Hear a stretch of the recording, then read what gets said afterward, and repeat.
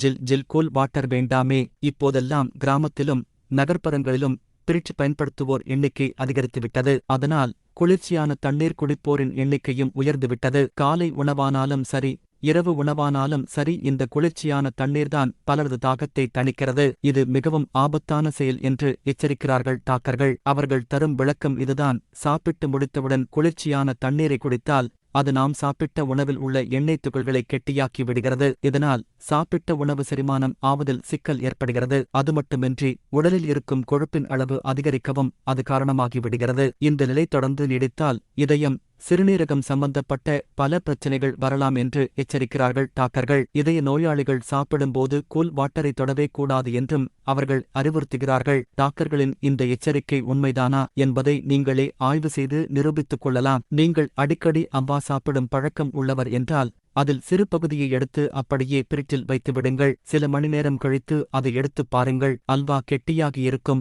ஏற்கனவே அதில் இருந்த எண்ணெய் பசை சுத்தமாக காணாமல் போய் இருப்பது போன்று தோன்றும். ஆனால் அந்த எண்ணெய் அல்வாவில் அப்படியே ஆங்காங்கே படிந்து திண்ணமாக வெள்ளை நிறத்தில் மாறியிருக்கும். உங்கள் விரலை அதில் வைத்தால் உடனே அது உருகிவிடும். சாப்பிட்டு முடித்ததும் நம் உடலுக்குள் ஐஸ் வாட்டர் சென்றால் எண்ணெய் துகள்கள் இது போன்றுதான் மாறி சிக்கலை ஏற்படுத்தி விடுகின்றன. இனி கூல் வாட்டரை பயன்படுத்த யோசிப்பீங்க தானே?